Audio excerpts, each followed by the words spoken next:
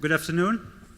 So today the title of my talk is Linking Soil Microbial Diversity, Nutrient Cycling, and Greenhouse Gas Emissions.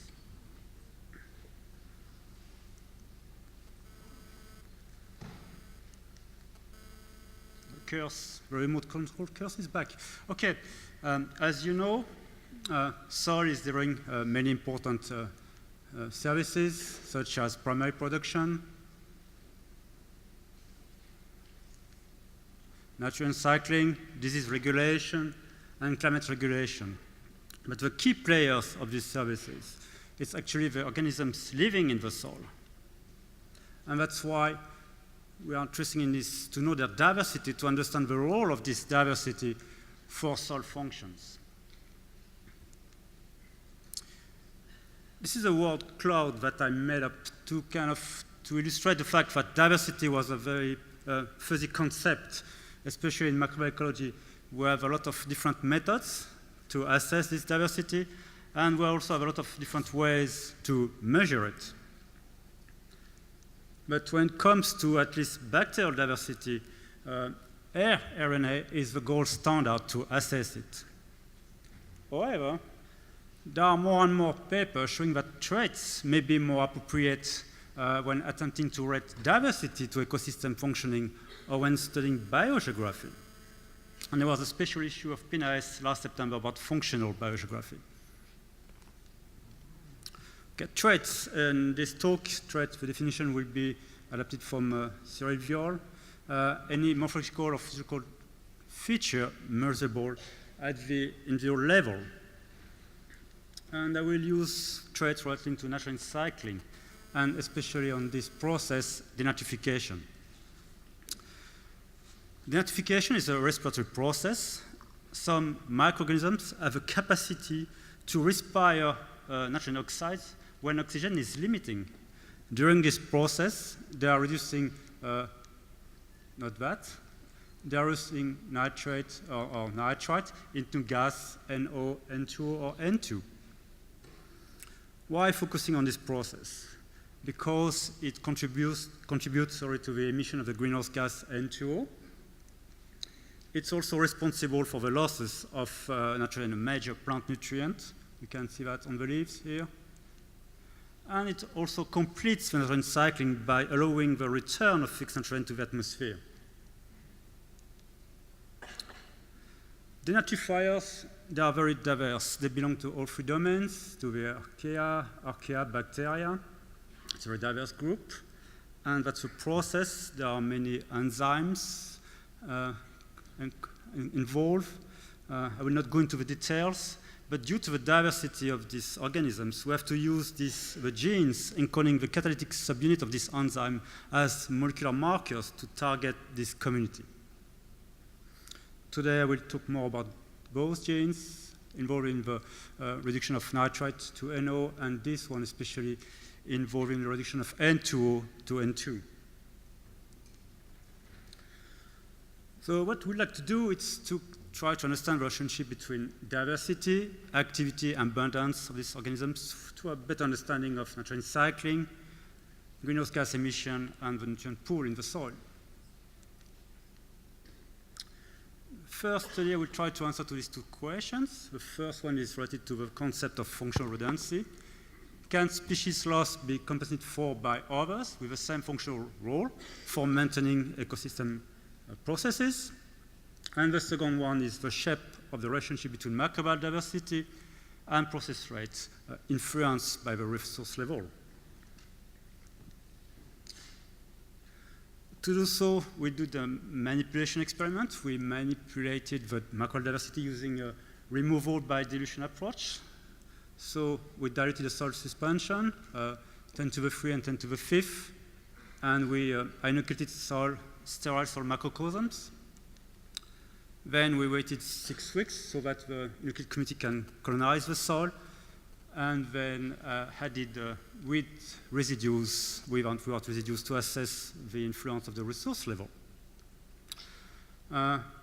We check the abundance of the organisms by real-time PCR, diversity by 454 sequencing, and the activity by GC. So the first thing we did is to verify that the annotated communities had grown and reached a new equilibrium without differences between the different dilution treatments. You can see that here. Same number of denatrifiers, assessed using the NOC gene as molecular marker. And it was the same after 29 days with and without residues. Second thing was to check if the dilution experiment had changed the diversity between the treatment. This is phylogenetic diversity, and you can see nicely here the non-acute treatment, 10 to the 3 and 10 to the 5th, the dilution the decrease in diversity. Here it's the same with different, with others, diversity indices. And this one was quite interesting, that's the OTU richness.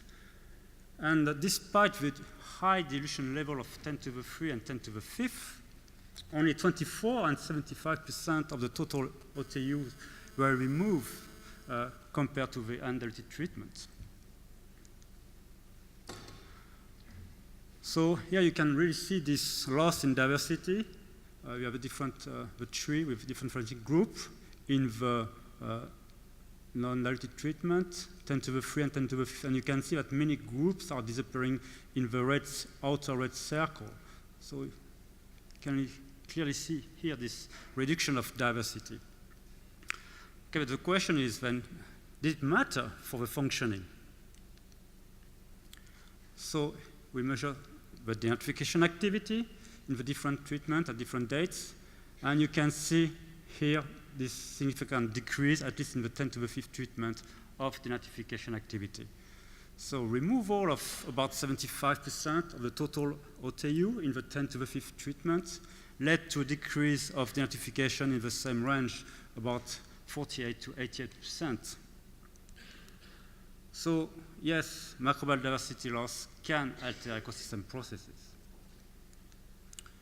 And for the second question, the importance of the resource level, this is the same results with residue. You can see the same trend, but the differences were increased in potential denatrification among dilution when substrate availability was higher, indicating that the resource level can influence the shape of the relationship between microbial diversity and ecosystem functioning. Second question we have to address is this one. This one is related to the insurance hypothesis. Do soil communities with the highest diversity have higher tolerance to extreme condition? So let's say you have process rates, under condition like extreme, normal, extreme. You can picture like pH, for example, or temperature on this axis. And we can imagine that if there's a low diversity, the probability to find species which are capable to cope with this extreme condition will not be that high. But with a high diverse system, then we have a higher probability to find species which are capable to cope with this extreme condition. And this is what we call the functional operating range, which is the range of condition under which a community is, a ecosystem is capable to maintain its function. In this case, we use a naturally assembled community from a long-term site which was established in 1956 in Sweden with 4 different treatments, fallow, unfertilized, nitrate, and ketone manure fertilization. This was, the diversity was assessed by sequencing, regular sequencing, Sanger sequencing of more than 1,000 clones. And we use 2 different gradients. One is a temperature gradient, and one is a salt gradient. And we incubated the soil samples from this treatment only 3 hours to avoid any further changes in the microbial diversity. So 2, 10, 20, and you can read the condition. And then we measure the identification activity.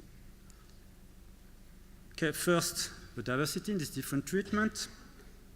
So to make this story shorter, if you just look at the Venn diagram here, actually denatrifiers from the J soil, fertilizer ketone manure, were more diverse, and from the C soil were the least diverse. And this is a functional plotting range. So this is normalized denitrification rate along the temperature gradient and along the salt gradient. And then we model this rate using a Gaussian function for this one, that's the line, and the power equation here. And thanks to this model, we could calculate the width of the curve here for the temperature gradient.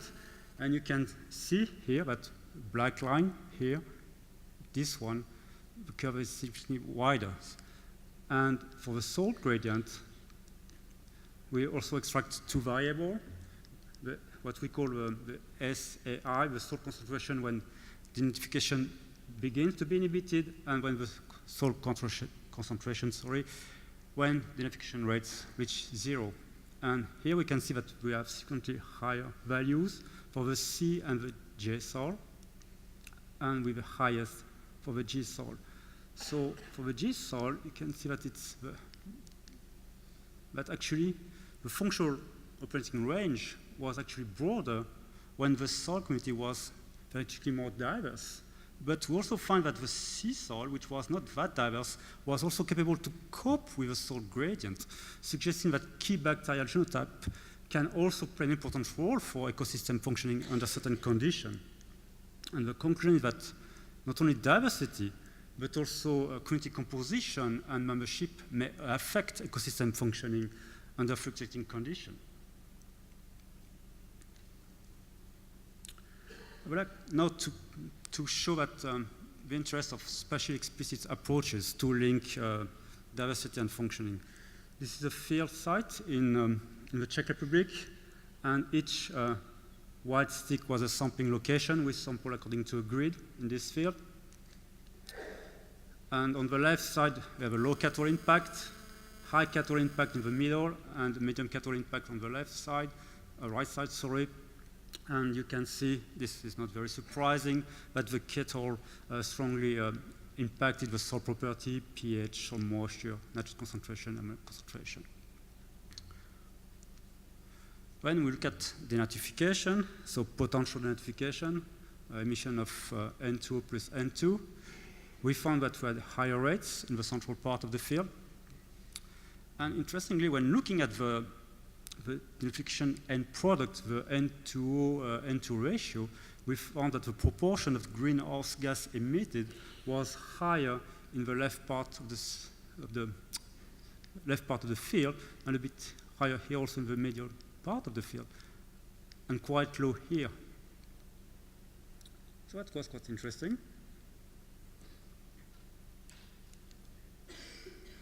And we also look at the spatial distribution of the denitrifier. Total bacteria also, the NIRK gene encoding the nitrate reductase, NIRS, same enzyme, and NOSI gene. So it was a bit surprising. First, we were happy to find a spatial autocorrelation, so we can draw this map. But the surprising thing that we had absolutely something. Yes. We had no effect of the cathode. And this was surprising, especially because we also look at the distribution of different bacterial phyla in this field. And this is what we found. For example, you can see here clearly that the proportion of actinobacteria was higher in this part of the field, left part. Bacteroides were more dominant in the central part, and Proteobacteria on the right part. So here you can see clear patterns affected by the presence of cathode. But the difference between these results and the previous one, here we calculated it's a proportion, it's a percentage of actinobacteria within the total bacterial community, where in the previous slide it was the total abundance. So this gave us an idea. We decided to calculate the proportion of bacteria having the NOSI gene. We have to pay attention. It's nice, it's magic. Up, and here you can clearly see that there's a strong impact of cathode. So we are quite happy, and even more happy when looking at that. This is a proportion of bacteria genetically capable to reduce N2O. And you have more in this part of the field, in the middle of the field.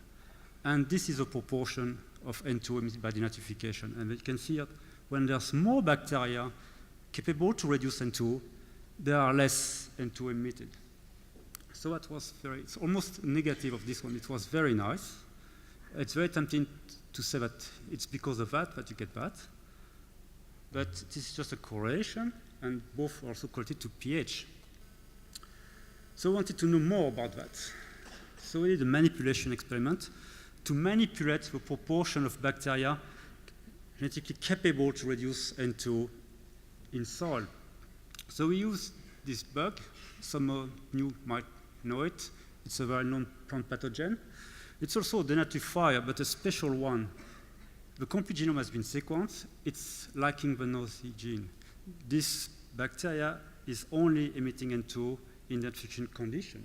So what we did is that we added different amounts of this bacteria in three different soil. I will not even try to read the Swedish names of the soil. And this is the amount of agrobacterium that we inoculated, ranging from 0 to about 10 to the 8 per gram of dry soil, which is about the natural amount of denaturifier in those soils. So the higher the proportion of agrobacterium inoculated, the higher the proportion of denaturifier without nosy. And here is the N2O ratio. So we can clearly see that for these two soils here, the more agrobacterium you are inoculated, the higher the proportion of N2O emitted.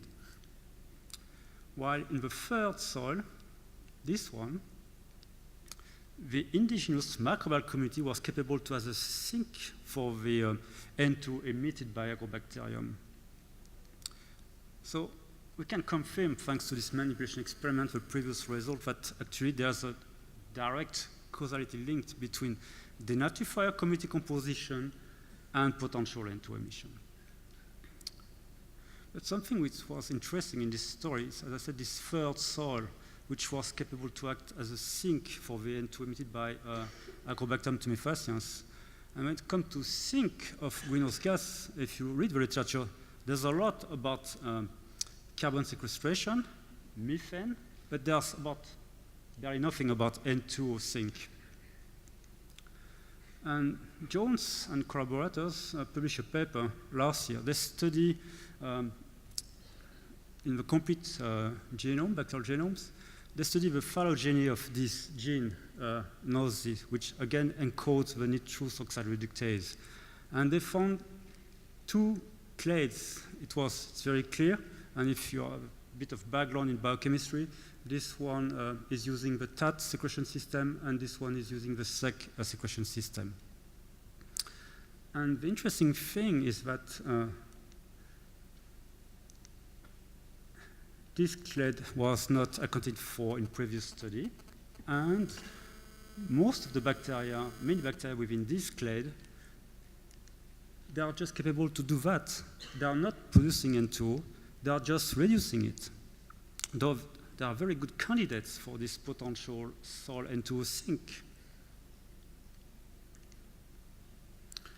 So that's what we decided to do. We decided to determine the relative contribution of the microbial community population and outdoor factor to the potential of soil to act as a sink for the greenhouse gas N2O.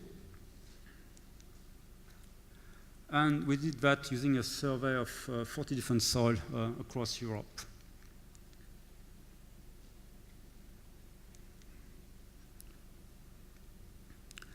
So we calculated a sink index. In blue, the soils are good sinks. In red, they're more like source of N2O. And this is the range of the soils across Europe. Three axes, like no N2O added into the soil, a bit of N2O added into the soil, and high amount of N2O added into the soil to measure this soil N2O sink capacity. And we found that a quite broad range ranging from soils which are very good sink and very bad sink. Okay. Then we also target these microbial communities. Parameters were designed by Chris, to target this new group, which was not targeted before, and also target the previous group, of course. and this some 454 sequencing, and this you can see here the clade 1 and the clade 2, this new clade. And for example here, the crosses indicates the genomes were lacking near K or near S, and you can see much more many crosses here on the green part than on the yellow part, so that this kind of potential sync capacity. And we're happy because the parameters were quite good. We had representative within most clusters. And the next thing we did with these sequences, like a network analysis to see which group were co-occurring, and just zooming in into the significant one, we found 9 different communities. And we also look at which group were belonging to the clade 1 and clade 2. And what was interesting that this, for example, this community here is mostly composed of organisms belonging to the clade 2, while this one is only clade 1.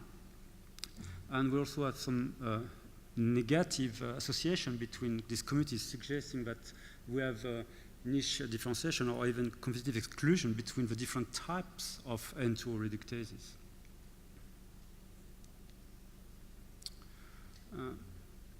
A random forest analysis has also been performed to identify which group were significantly correlated to the N2O sync index, and we found many groups with their abundance was significantly decreasing with increasing sync index, or on the opposite, the abundances was significantly increasing with increasing sync index, so either in red or in blue. And what we did is we added this information into the network analysis, so it's 2 independent analyses, and the result is quite impressive because here where you have communities which are mostly, the abundance is mostly increasing with increasing sync index, while on the opposite you have communities here, and the abundance is mostly decreasing with increasing sync index. So it matched very well, while it was 2 independent analyses.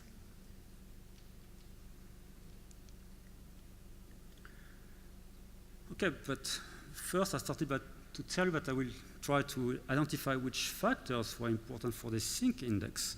So to do that, structural equation modeling approach has been used to try to see if the solubiotic factors of the climate were influencing this sync capacity, or it was this clade 1 community, this clade 2, or the N2O processing community, and this was through direct effect or through mediated effect through the microbial communities that we targeted.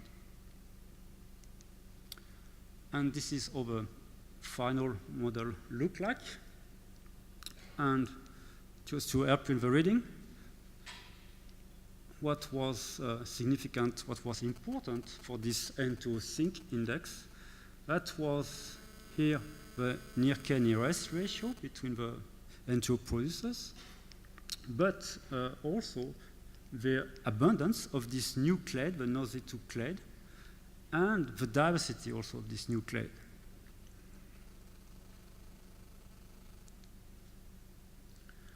So the soil N2O sync capacity was mostly explained by the abundance and the diversity of this new group, which mediate the influence of the edaphic factors.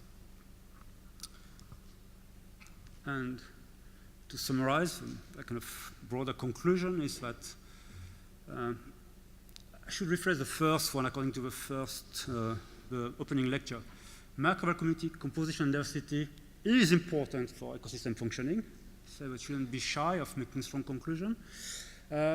Trait-based framework can reinforce our ability to link microbial diversity and to ecosystem functioning, and studying spatial pattern of microbial communities can help bridging the gap between research in microbial community ecology and ecosystem functioning.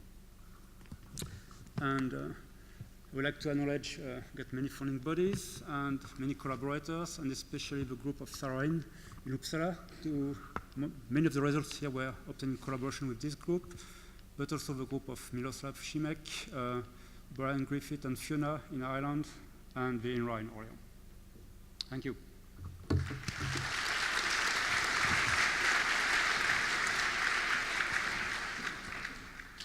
Any questions for Laurent?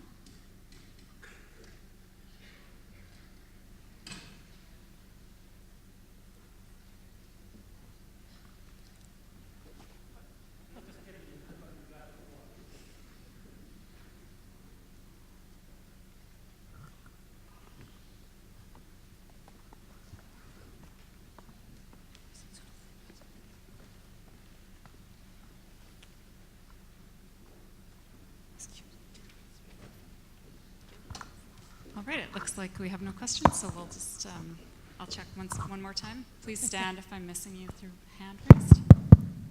Yeah. Can I have a question? Here. Yeah, in the middle, the back. As we know, the nitrification is important for the nitrogen cycle in the soil or in the big ecosystem. But the problem is that, can we control this process? As you say, the nitrification can increase the nitrous oxide release from the soil. But can we control the nitrification?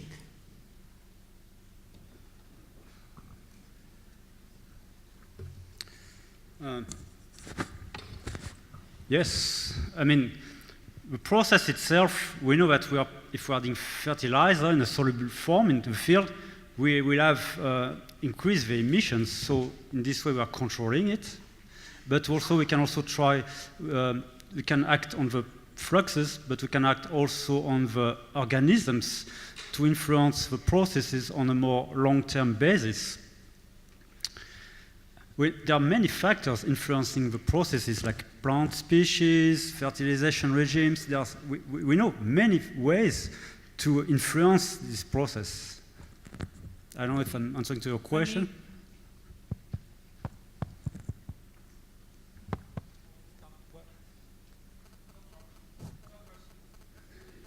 I have a magic button here to cut the questions.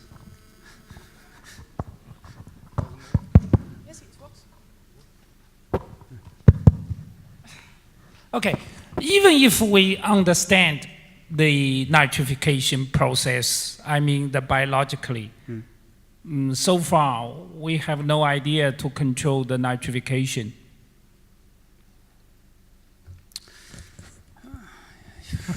No, it's we not fully control it, but we can influence it. We know that if we put organic fertilizer rather than mineral fertilizer, we will decrease the fluxes. So I don't fully agree with that. We can influence, we cannot have a full control, but we can control the range of variation of the process. Okay. We know some practices which are favorable to the process or not. We know that. Okay.